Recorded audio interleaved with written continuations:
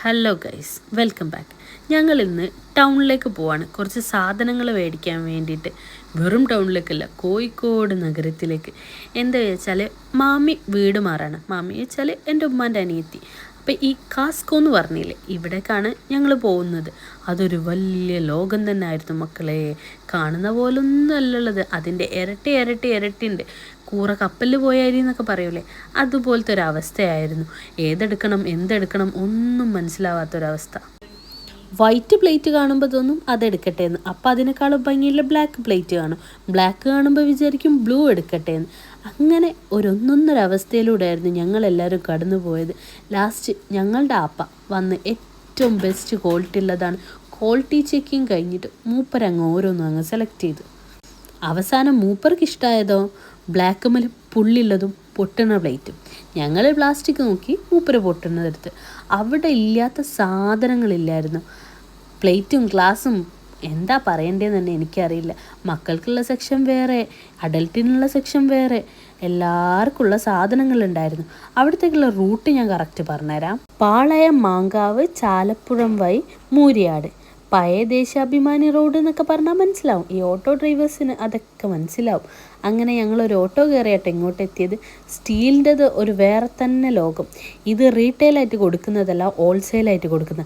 ഞങ്ങളാരാ മുതൽ ഞങ്ങളും വാങ്ങി കുറച്ച് ഹോൾസെയിലായിട്ട്, അല്ല കേട്ടോ, റീറ്റെയിലായിട്ട് കുറച്ച് സാധനം. മാമിൻ്റെ വീട് കൂടലാണ്, അപ്പോൾ അതിലേക്കുള്ള സാധനങ്ങൾ തരികയാണ്. പലതരം ക്വാളിറ്റി ചെക്കുകൾ ആപ്പ് നടത്തുന്നുണ്ട്. ഒരു പാത്രം കിട്ടി ഞങ്ങളെടുത്ത് ഇത് സെറ്റ് എന്ന് പറയുമ്പോൾ അപ്പം അത് ഇവിടുന്നും അവിടുന്നൊക്കെ എടുത്ത് നോക്കും. ഇതേത് വകയിൽ നമ്മൾ ക്വാളിറ്റീന് കണക്കാക്കണമെന്ന്. ഒരു പാത്രം തന്നെ അങ്ങോട്ടും ഇങ്ങോട്ടും തിരിച്ചും മറിച്ചും ഗുണിച്ചും ഹരിച്ചും നോക്കിയിട്ടാണ് ഓരോ പാത്രങ്ങളും മൂപ്പരെടുക്കുന്നത്. മൂപ്പര് 4 വർഷമായിട്ട് മാമിൻ്റെ കൂടെ ഇല്ലായിരുന്നു. അതിനനുസരിച്ച് മാമിൻ്റെ എല്ലാ പാത്രങ്ങളും കേട് വന്നിട്ടുണ്ട്. പിന്നെ ഇവിടെ ആണെങ്കിലോ ക്വാളിറ്റി കൂടിയതുണ്ട്, ക്വാളിറ്റി കുറഞ്ഞതുണ്ട്, വളഞ്ഞതുണ്ട്, വളയാത്തതുണ്ട്. ഏതെല്ലാം ഐറ്റംസാലേ. അതിൻ്റെ ഇടയ്ക്ക് ഞാനും എൻ്റെ സോയും. ഇതൊക്കെ പാത്രം വെക്കുന്ന സ്റ്റാൻഡ്. ഇതിൻ്റെ ഇടയ്ക്ക് ഞാൻ വേറൊരു സാധനം കണ്ട്, അതെന്താണെന്ന് മനസ്സിലായവരുണ്ടെങ്കിൽ ആരെങ്കിലും പറയാം. ഇതൊക്കെ പിന്നെ നമ്മുടെ പൈസ ഇടുന്ന കുറ്റി, നമ്മൾ കുറ്റി എന്നാ പറയാം, നിങ്ങളവിടെ എന്താ പറയാ അറിയില്ല. ആ കുറ്റിയൊക്കെ എന്തായിരിക്കുംല്ലേ, അത്ര വലുപ്പത്തിലുണ്ടെങ്കിൽ എന്തോരം കാശ് വേണം. കയ്യിലൊക്കെ വെക്കുന്ന ഒരു മായാലോകം തന്നെ അവിടെ ഉണ്ടായിരുന്നു. ഞാനൊരു നിമിഷം എൻ്റെ അമ്മായിയമ്മനെ മനസ്സിൽ ധ്യാനിച്ചു പോയി. ഉമ്മ ഈ വൈക്ക് വന്നിക്കാണെങ്കിൽ ഒരു റാക്കുന്നു പോലും സാധനം എടുക്കാതെ ഉമ്മ പോവില്ല.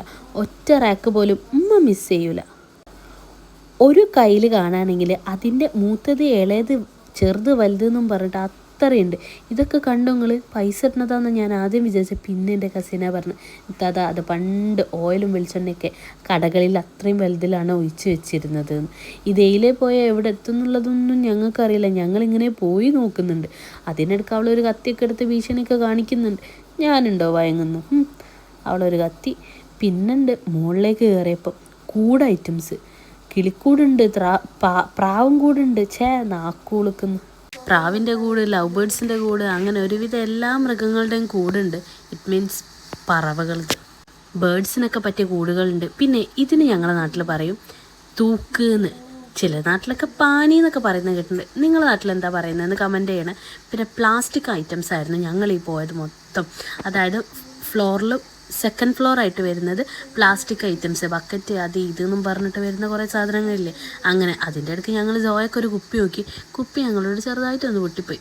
അഡ്ജസ്റ്റ് ചെയ്ത് ഞങ്ങളൊക്കെ സെറ്റ് ചെയ്ത് വെച്ചിട്ടുണ്ട്. അതിൻ്റെ ഇടയ്ക്കാണ് ഞങ്ങളുടെ ബക്കറ്റായിട്ട് വരുന്നത്. ബക്കറ്റ് കണ്ട പറ ഇത് രണ്ടും ഒരുപോലുള്ള ബക്കറ്റ് ഉണ്ടെങ്കിലേ അവൾ ബാത്റൂം പോവുള്ളൂ തോന്നുന്നുണ്ട്. പിന്നെ ഒരു സെക്ഷൻ മൊത്തം വോളിൽ ഹാങ് ചെയ്യുന്ന ടൈപ്പ് കണ്ടിരുന്നു. അതായത് നമുക്കത് വോളിൽ ഒട്ടിച്ചിട്ട് എന്ത് വേണമെങ്കിലും ഹാങ് ചെയ്യാമെന്ന് പറയുന്നത് നല്ല ക്യൂട്ടായിട്ടുള്ള ഐറ്റംസ് ഒക്കെ ഉണ്ടായിരുന്നു. പിന്നെ കുറേ ചിരട്ടക്കയിലൊക്കെ കണ്ടു. ഇതൊക്കെ നമ്മുടെ നാട്ടിൽ ഉണ്ടാക്കുന്നതല്ലേ, അതായത് നമ്മുടെ വീടുകളിൽ പലരും ഉണ്ടാക്കി ഞാൻ കണ്ടിട്ടുണ്ട് ആ ഐറ്റംസ്. പിന്നെ ചവിട്ടി, മാറ്റ്, ഈറ്റ് എന്നും പറഞ്ഞിട്ട് അങ്ങനെ പല രൂപത്തിലുള്ളത്.